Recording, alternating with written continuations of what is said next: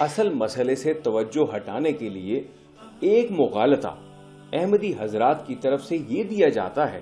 کہ جو علماء ہم پر کفر کا فتویٰ لگاتے ہیں وہ خود آپس میں ایک دوسرے کو کافر قرار دیتے آئے ہیں، لہذا ان کے فتووں کا اعتبار اٹھ گیا ہے۔ یہ صحیح ہے کہ غیر محتاط علماء نے تکفیر کے فتوے لگائے ہیں، لیکن یہ فتاوی اپنے اپنے مکاتب فکر کی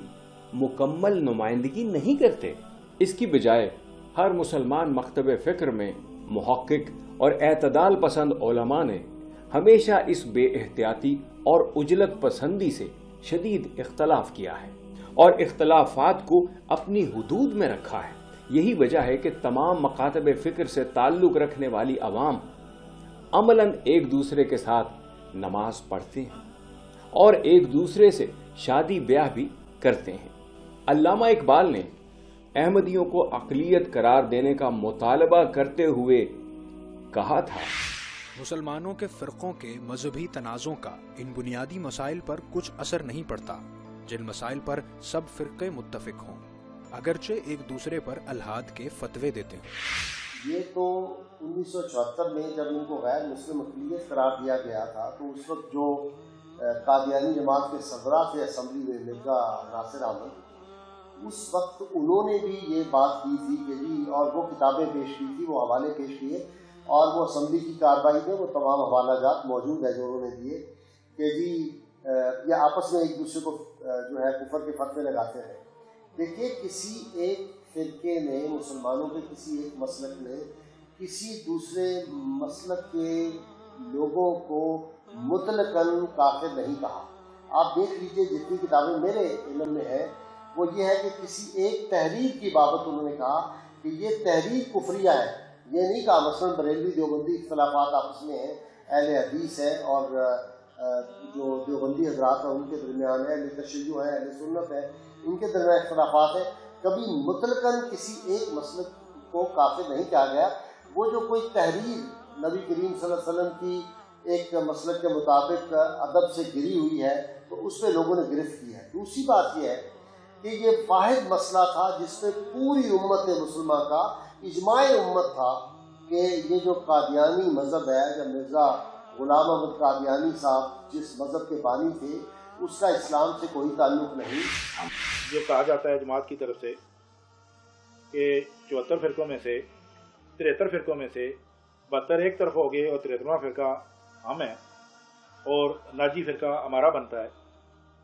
یہ سرے سے ہی بنیادی طور پہ ہی ان کا کلیم غلط ہے۔ یہ کیسے فرقوں میں شامل ہو سکتے ہیں؟ ان کا کلیم یہ ہے کہ جس طرح حضرت موسیٰ علیہ السلام کی قوم میں ان کا مسیح آیا، حضرت عیسیٰ علیہ السلام 1400 سال بعد، اس کو مسیح ناصری کہتے ہیں، اسی طرح ان کا کلیم یہ ہے کہ امت محمدیہ میں اسی طرح کا ایک مسیح یعنی امام مہدی آئے گا اور وہ بھی 1400 سال بعد آنا تھا اور وہ ہم ہیں۔ اب اگر یہ اپنے مرزا صاحب کو مسیح عیسیٰ بھی کہتے ہیں کہ جس طرح وہ آئے 1400 سال بعد اسی طرح میں آیا ہوں، جس طرح وہ امتی نبی تھے اسی طرح میں امتی نبی ہوں، جس طرح وہ کوئی نئی شریعت نہیں لے کے آئے اسی طرح میں نئی شریعت نہیں لے کے آیا، یہ ان کے ساتھ ملاتے ہیں اپنے آپ کو۔ تو اب ذرا غور کیا جائے کہ حضرت موسیٰ علیہ السلام کو ماننے والے اپنے آپ کو یہودی کہتے ہیں، جبکہ حضرت عیسیٰ علیہ السلام کو ماننے والے اپنے آپ کو عیسائی کہتے ہیں۔ اور کبھی کوئی یہ عیسائی کلیم نہیں کرتا کہ میں عیسائی یہودی ہوں، کہ میں عیسیٰ کو مانتا ہوں اس لیے کہ یہ ان کی امت سے آئے ہیں، لہذا میں عیسائی بھی ہوں اور یہودی بھی ہوں، لہذا میں عیسائی یہودی ہوں۔ اسی طرح اگر نبی کریم صلی اللہ علیہ وآلہ وسلم کو ماننے والے اپنے آپ کو مسلمان کہتے ہیں تو یہ ان کے اپنے کلیم کے مطابق یہ مسیح عیسیٰ کی طرح ان کے مسیح ہیں، تو ان کے ماننے والے احمدی تو کہلا سکتے ہیں، مسلمان نہیں کہلا سکتے۔ یہ کیوں کہتے ہیں اپنے آپ کو کہ ہم احمدی مسلمان ہیں؟ اگر مسیح عیسیٰ کی بات کرتے ہیں، جس طرح ان کا کلیم یہ ہے کہ ہم عیسائی ہیں، یہودی نہیں ہیں،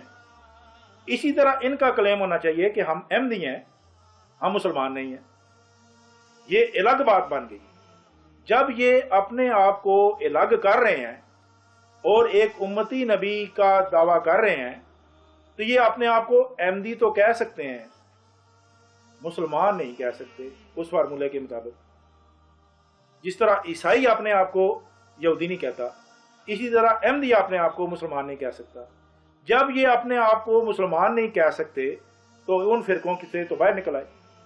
72 فرقے ہوں یا 74، ان کا تو ان فرقوں سے کوئی تعلق ہی نہیں بنتا، لہذا یہ کلیم یہیں پہ غلط ہو جاتا ہے۔